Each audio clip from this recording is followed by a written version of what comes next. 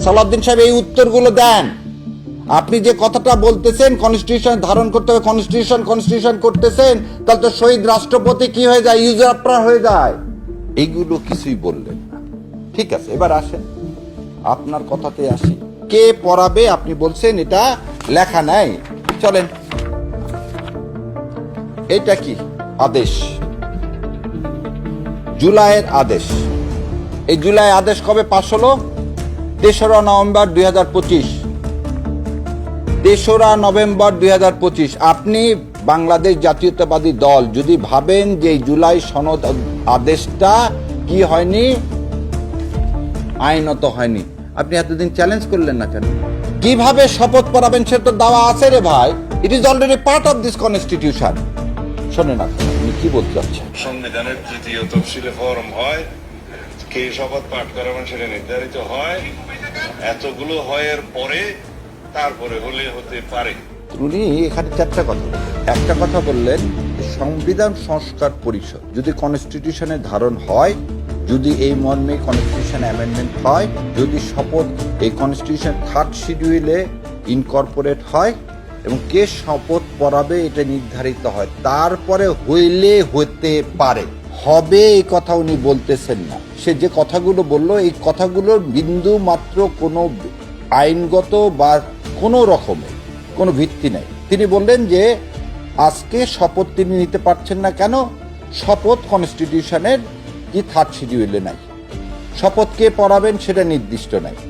তারপরে কি বলতেছে, এটা কনস্টিটিউশনের মধ্যে তো নাই। কি পাকিস্তানের ইলেকশনে যারা পার্টিসিপেট করলেন তাদেরকে দিয়ে একটা কনস্টিটিউশন অ্যাসেম্বলি গঠন করলেন।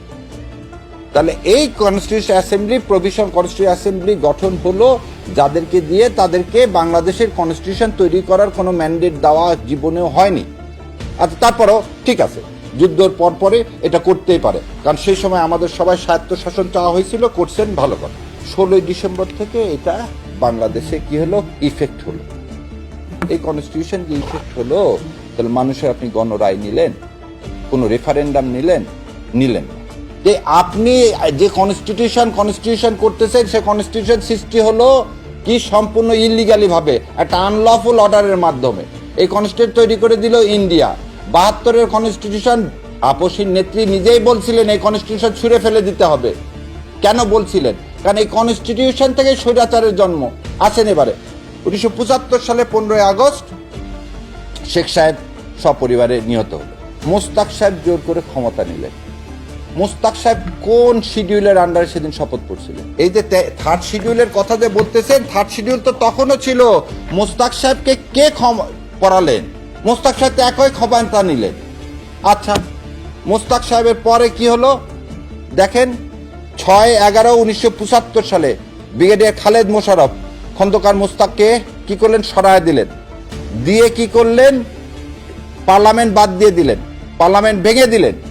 দিয়ে আবু সাদাত মোহাম্মদ সায়েম তাকে এন্ট্রিম গভর্নমেন্ট করলেন। বাংলাদেশের প্রথম এন্ট্রিম গভর্নমেন্ট হলো কবে? 6/11/1975। সে এন্ট্রিম গভর্নমেন্টের শপথ কোথায় এখানে আছে? এই 3rd শিডিউলে সায়েম সাহেব যে শপথটা নিলেন সেটা কোথায় আছে? আচ্ছা, গেল সায়েম সাহেবের শপথ নাই। আসেন, প্রেসিডেন্ট জিয়াউর রহমান, শহীদ রাষ্ট্রপতি জিয়াউর রহমান 21শে এপ্রিল 1977 সালে বাংলাদেশের রাষ্ট্রপতি হলেন। এই সংবিধানের কোথায়? CMLA। সে ছিল CMLA, chief marshal law administrator. কোন জায়গায় আছে এই সংবিধানের যে একজন চিফ মার্শাল ল অ্যাডমিনিস্ট্রেটর বাংলাদেশের রাষ্ট্রপতি হতে পারবে? কোন প্যারাগ্রাফে আছে যে তিনি এই শপথ নিতে পারবে? সালাউদ্দিন সাহেব এই উত্তরগুলো দেন। আপনি যে কথাটা বলতেছেন কনস্টিটিউশন ধারণ করতে হবে, কনস্টিটিউশন করতেছেন, তাহলে তো শহীদ রাষ্ট্রপতি কি হয়ে যায়, ইউজারপ্রার হয়ে যায়। শহীদ রাষ্ট্রপতি তাহলে অবৈধ দখলদার হয়ে যায়। আমরা বলছি কি, জাতির প্রয়োজনে শহীদ রাষ্ট্রপতি সেদিন ক্ষমতা নিয়েছে। জাতির প্রয়োজনে সেদিন শহীদ রাষ্ট্রপতি জিয়াউর রহমান এই দেশকে বাঁচানোর জন্য ক্ষমতা নিচ্ছে, সেটাকে মেনে নিচ্ছেন। জাতির প্রয়োজনে ডক্টর ইউনূস ক্ষমতা নিল, সেটাকেও মেনে নিচ্ছেন।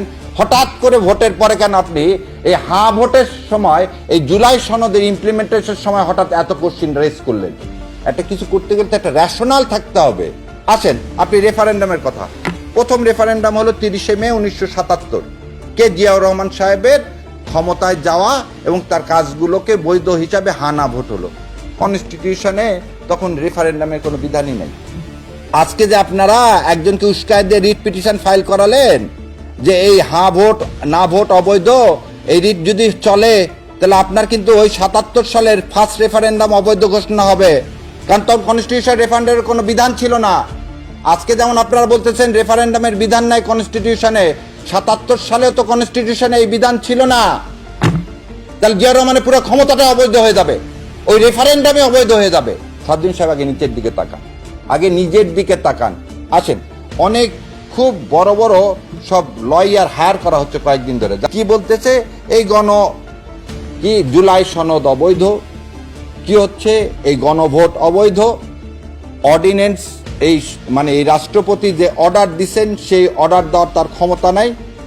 আচ্ছা আপনারা আমার একটা কথা বলেন, দয়া করে সালাউদ্দিন সাহেবের কাছে কিন্তু এখন মন্ত্রী, উনি আগে একটা প্রশ্নের জবাব দেন। 8ই আগস্ট 2024 রাষ্ট্রপতির কাছে শপথ নিয়েছেন, কে শপথ নিয়েছেন? ডক্টর মোহাম্মদ ইউনূস। কি হিসাবে? চিফ অ্যাডভাইজার হিসাবে।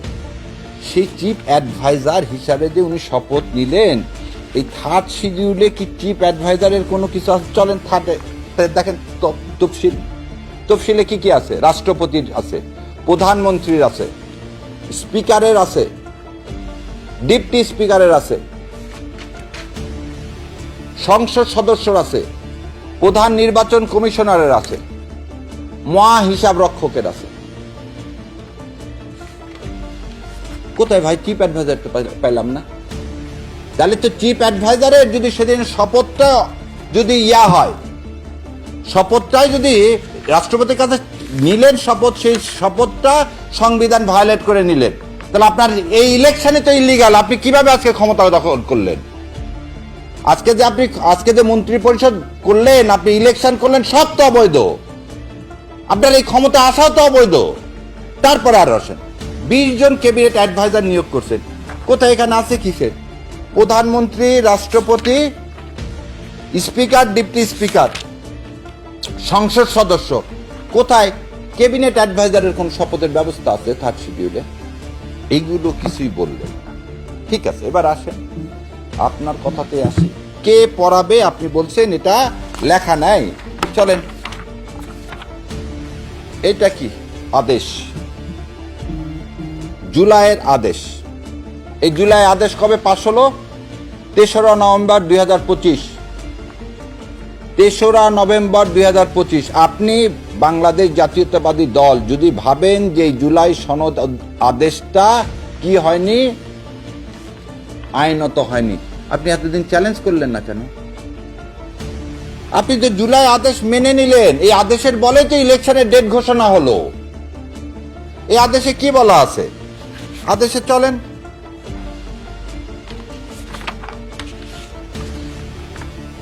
আদেশের 8 নম্বরে বলা আছে, দেখেন 8-এ, শপথ ও শপথকে পাঠ পরিচালনা করবে নির্বাচিত প্রতিনিধিগণ সংসদ সদস্য হিসাবে শপথ গ্রহণের পর একই শপথ অনুষ্ঠানে এই আদেশের তফসিল 1 অনুযায়ী পরিষদ সদস্য হিসাবে শপথ গ্রহণ করিবেন এবং অনুরূপ শপথপত্রে স্বাক্ষর দান করিবেন। আবার বলতেছি, নির্বাচিত প্রতিনিধিগণ সংসদ সদস্য হিসাবে শপথ গ্রহণের পর এই শপথ অনুষ্ঠানে এই আদেশের তফসিল 1 অনুযায়ী পরিষদ সদস্য হিসাবে শপথ গ্রহণ করিবেন এবং অনুরূপ শপথপত্রে স্বাক্ষর দান করিবেন।